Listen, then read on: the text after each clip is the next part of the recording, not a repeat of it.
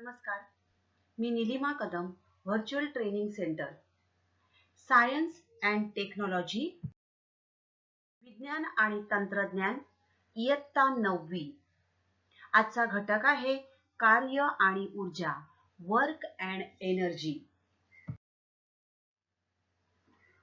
विद्यार्थी मित्रांनो, कार्य आणि ऊर्जा यांचा संबंध आपण या अगोदर शिकलेलो आहोत. थोडंसं आपण आठवूया. कार्य करण्यासाठी बलाची आवश्यकता असते. मग हे बल म्हणजे काय? तर एखाद्या स्थिर वस्तूला गतिमान करण्यासाठी बघा, आपल्याला एखादा चेंडू जर सीमारेषेपार करायचा असेल तर त्या स्थिर वस्तूला गतिमान करण्यासाठी किंवा गतिमान वस्तूला स्थिर करण्यासाठी, त्या चेंडूला थांबवण्यासाठी किंवा तिची दिशा बदलण्यासाठी, त्या चेंडूची दिशा बदलण्यासाठी जी गोष्ट कार्य करते तिला बल असे म्हणतात. Force is used to move an object or to change the direction of an object in motion or to stop it. मग या बलाचे प्रकार कोणकोणते आहेत आपण अभ्यासलेले आहेत. स्नायू बल, यांत्रिक बल, गुरुत्वीय बल, चुंबकीय बल, घर्षण बल, स्थितिक विद्युत बल हे बलाचे विविध प्रकार आहेत. तर कार्य म्हणजे काय? या ठिकाणी हे सामान बॉक्स गाडीमध्ये उचलून ठेवले जात आहे. गाडी पुढे जात आहे किंवा या धनुष्यातून सुटलेला बाण सरळ पुढे जात आहे. म्हणजेच या ठिकाणी गाडी चालू राहण्यासाठी आपल्याला त्या ठिकाणी यांत्रिक बलाची आवश्यकता आहे. बॉक्सेस उचलून ठेवण्यासाठी शारीरिक बलाची आवश्यकता आहे. तर या ठिकाणी धनुष्यातून बाण आपल्याला मारण्यासाठी त्या ठिकाणी शारीरिक बलाची आवश्यकता आहे. म्हणजेच या ठिकाणी बल लावून त्या वस्तूला गतिमान केलं जातंय किंवा गतिमान वस्तूची दिशा बदलवली जाते, तेव्हा कार्य झाले असे म्हणतात. When an object is displaced by applying a force on it. बघा, displaced त्याचं विस्थापन होणं अत्यंत आवश्यक आहे. वस्तूला गतिमान केलं जात आहे म्हणजेच विस्थापन होत आहे. then only work is said to be done. आता या ठिकाणी कार्य झाले असे म्हणता येईल का आपल्याला? बघा, बॉक्स हातात धरलेले आहेत, हालचाल केलेली नाही, परंतु या ठिकाणी विद्यार्थी मित्रांनो फिजिकल वर्क इज डन, कारण त्याने ते सामान उचललेलं आहे. दुसऱ्या चित्रामध्ये, या चित्रात आपण जर बघितलं तर आपल्याला मेंटल वर्क झालेलं दिसून येत आहे. तर या ठिकाणी ही मुलं अभ्यास करत आहेत, म्हणजेच या ठिकाणी सुद्धा बौद्धिक मानसिक कार्य झालेलं आहे. मग या ठिकाणी आपण जर बघितलं तर शास्त्रीय दृष्टिकोनातून या ठिकाणी कार्य झाले असे आपण म्हणू शकणार नाही. प्रत्यक्षात या ठिकाणी कार्य झालेलं आहे, परंतु भौतिकशास्त्राच्या दृष्टीने या ठिकाणी कार्य झाले असे आपण केव्हा म्हणतो? एम वस्तुमान असलेली ही एक वस्तू आहे. या वस्तूवर बल लावल्यानंतर या वस्तूचं विस्थापन झालेलं आहे. एका ठिकाणाहून ही वस्तू दुसऱ्या ठिकाणी गेली, d अंतरातून तिचं विस्थापन झालेलं आहे.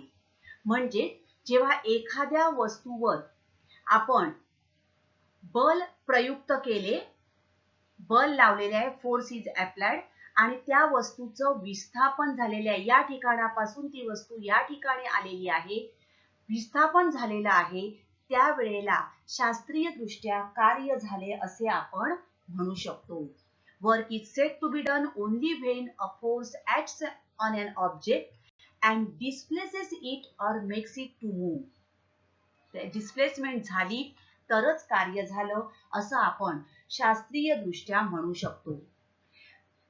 तर या ठिकाणी बघा, पदार्थावर प्रयुक्त केलेल्या बलाने केलेले कार्य, आपल्याला कार्य काढायचंय. वर्क हे बलाचे परिमाण, फोर्स अप्लाइड फोर्स, आणि पदार्थाचे, त्या पदार्थाचं बल लावल्यानंतर त्या दिशेने जे झालेलं विस्थापन आहे यांच्या गुणाकारा इतके हे असते. म्हणजेच पदार्थावर प्रयुक्त केलेल्या बलाने केलेले कार्य हे बलाचे परिमाण आणि पदार्थाचे बलाच्या दिशेने झालेले विस्थापन यांच्या गुणाकारा इतके असते.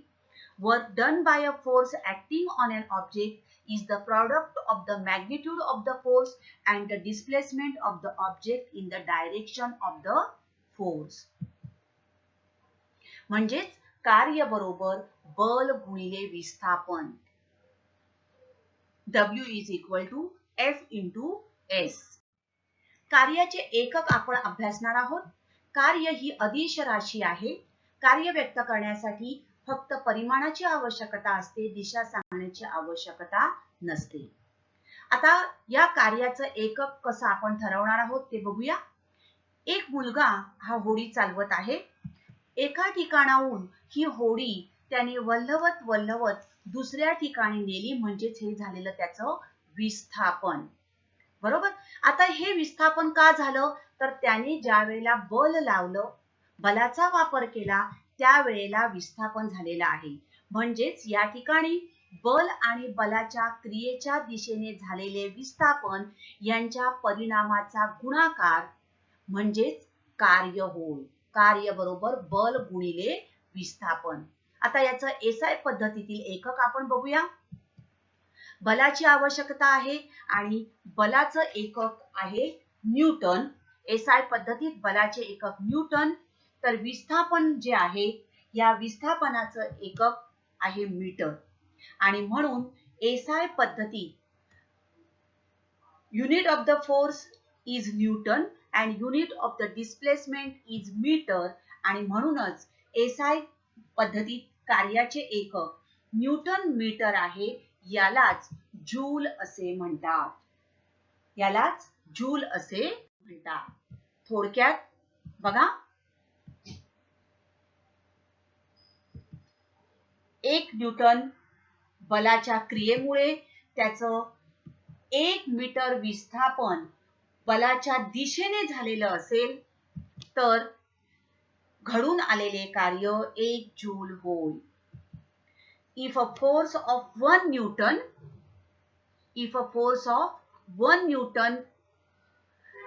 displaces an object through 1 meter in the direction of the force is very important. The amount of work done on the object is said to be 1 joule. आता सीजीएस पद्धतीत कार्याचे एकक काय आहे ते आपण बघणार आहोत. हा मुलगा सायकल वरून जातो आहे. सीजीएस पद्धतीत बलाचे एकक आहे डाइन आणि विस्थापनाचे एकक आहे सेंटीमीटर. आणि म्हणून कार्याचं एकक डाइन सेंटीमीटर, यालाच अर्ग असे म्हणतात. म्हणजेच काय, तर 1 डाइन बलाच्या क्रियेमुळे वस्तूचे बलाच्या दिशेने 1 सेंटीमीटर विस्थापन होत असल्यास घडून आलेले कार्य 1 अर्ग होय. If a force of 1 dyne displaces an object through 1 centimeter in the direction of the force, the amount of work done is 1 erg. आता खालील पैकी कोणकोणत्या घटनांमध्ये कार्य झालेले आहे बघा. Here force is applied but no displacement. या मुलीने त्या खुर्चीला उचललाय परंतु डिस्प्लेसमेंट झालेली नाही व खुर्चीचं विस्थापन झालेलं नाही. दुसऱ्या चित्रामध्ये force applied on ball and it moves. बॅटने या बॉलला मारलेला आहे आणि त्यामुळे बॉलचं विस्थापन झालेलं आहे आणि म्हणूनच work is done on the ball by batsman. So 2 conditions are required for work done. A force should act on an object and the object must be displaced. बलाची क्रिया झाली पाहिजे आणि त्या बलाच्या क्रियेमुळे वस्तूचं विस्थापन झालं पाहिजे. धन कार्य म्हणजे काय हे आपण बघणार आहोत. Positive work. या ठिकाणी एखादी वस्तू वरून खाली पडली आहे, झाडावरून पडणारं फळ. मग एखादी वस्तू जेव्हा जमिनीवर खाली पडते तेव्हा गुरुत्व बलाच्या दिशेने कार्य होते. ती वस्तू खाली येते, गुरुत्वाकर्षणाच्या बलामुळे ती वस्तू पृथ्वीवर येते आहे. एखादी गाडी बंद पडली तर तिला धक्का दिल्यानंतर ती गाडी समोरच्या दिशेने विस्थापित होते. यावेळी होणारे कार्य हे धन. हा मुलगा जेव्हा पायाने चेंडूला पुढे ढकलतोय त्यावेळेला चेंडू त्याच दिशेने पुढे जात आहे. हा माणूस जेव्हा एखादं बॉक्स वर उचलतोय त्यावेळेला वरच्या दिशेने तो बलाचा वापर करतोय, म्हणजे त्याच दिशेने तो बॉक्स सुद्धा वरती होत आहे. बघा, डिस्प्लेसमेंट म्हणजे विस्थापनाची दिशा आणि बलाची दिशा ही एकाच बाजूने आहे, म्हणजेच theta is equal to 0 degree.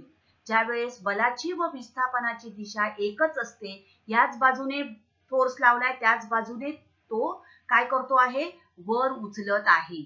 म्हणजेच बलाची आणि विस्थापनाची दिशा एकच आहे, त्यावेळेस बलाने केलेले कार्य धन असते.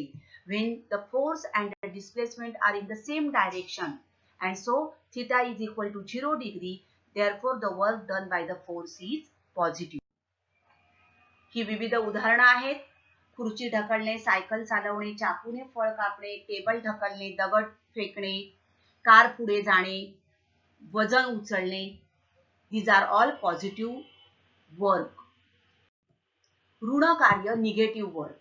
आपण जर शिडीवरून वर चढत गेलो तर बघा, बलाच्या विरुद्ध दिशेने आपण कार्य करत आहोत.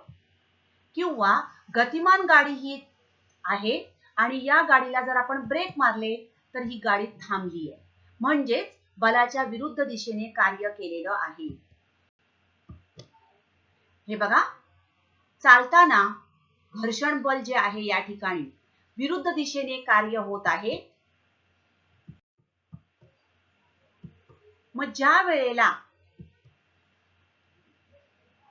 बल आणि झालेलं विस्थापन हे परस्पर विरुद्ध दिशेने असते, बलाची आणि विस्थापनाची दिशा एकमेकांच्या विरुद्ध असते, त्यावेळी बलाने केलेले कार्य ऋण कार्य असते. When the force and the displacement are in opposite direction, so theta is equal to 180 degree, therefore the work done by the force is negative. ही काही उदाहरणं आहेत ऋण कार्याची. 0 वर्क, शून्य कार्य. एखादी भिंत ढकलण्याचा प्रयत्न केला तर त्या भिंतीचे विस्थापन होत नाही, ती भिंत तिथेच राहणार आहे. किंवा आपण एखादा दगड दोरीला बांधून किंवा जड वस्तू अशी घेऊन ती फिरवली तर एक समान वर्तुळाकार केंद्रीय बल कार्यरत होते आणि त्यामुळे होणारे कार्य शून्य असते. शून्य कार्य. बघा, ज्या वेळेस बल लावले असता विस्थापन होत नाही, तो दगड तिथेच राहणार आहे. किंवा बल व विस्थापन एकमेकांना लंबरूप असतात. या ठिकाणी बघा, ही बादली आपण जेव्हा वर उचलतो, डिस्प्लेसमेंट इज होरिझॉन्टल, बादली पाणी आपण सरळ घेऊन चाललेलो आहोत, परंतु force is vertical, that is perpendicular to each other. Theta is equal to 90 degree. Therefore, या ठिकाणी बलाने केलेले कार्य शून्य असते. When the applied force does not cause any displacement or when the force and the displacement are perpendicular to each other, the work done by the force is 0. Theta is equal to 90 degree. हे बघा, बल आणि this is विस्थापन, displacement and force, each both are perpendicular to each other. ही आहेत शून्य कार्याची उदाहरणं. एखादा कृत्रिम उपग्रह पृथ्वीच्या कक्षेत अशा प्रकारे फिरत आहे. शून्य कार्य, दोरीला दगड बांधून फिरवला. या ठिकाणी हे आहे शून्य कार्य. आता बघा, ही एखादी वस्तूवर आपण बल लावलेला आहे आणि ती वस्तू पुढे ढकलली, तिचं विस्थापन झालेलं आहे S या अंतरातून. या ठिकाणी बलाने केलेले कार्य धन, कारण सरळ रेषेत तो पुढे आलेला आहे. Theta is equal to 0 degree आणि म्हणून या ठिकाणी बलाने केलेले कार्य धन कार्य. आता या ठिकाणी ज्या वेळेला घर्षण बल आहे, घर्षणामुळे ही वस्तू पुढे गेली आहे, तर घर्षण बलाने केलेले कार्य ऋण आहे. टेबल आणि या ठोकळ्यामध्ये घर्षण झालेलं आहे. दे आर थिटा इज या ठिकाणी theta is equal to 180 degree आणि या ठिकाणी गुरुत्व बलाने केलेले कार्य शून्य, कारण या ठिकाणी बघा हा ठोकळा जो आहे गुरुत्व बल या ठिकाणी थिटा इज 90 डिग्री आणि म्हणून या ठिकाणी गुरुत्व बलाने केलेले कार्य 0 होईल. तर अशा प्रकारे आपल्या आजूबाजूला सुद्धा दैनंदिन जीवनामध्ये आपल्याला धन कार्य, ऋण कार्य, शून्य कार्य ही उदाहरणं आढळून येतात. तर धन कार्य म्हणजे काय? ज्यावेळेस बलाची आणि विस्थापनाची दिशा एकच असते त्यावेळेस बलाने केलेले कार्य धन कार्य असते. बलाची आणि विस्थापनाची दिशा एकमेकांच्या विरुद्ध असेल तर बलाने केलेले कार्य ऋण कार्य असते. आणि ज्या वेळेस बल लावले असता विस्थापन होत नाही किंवा बल व विस्थापन एकमेकांना लंबरूप असतील तर बलाने केलेले कार्य 0 असते. Thank you.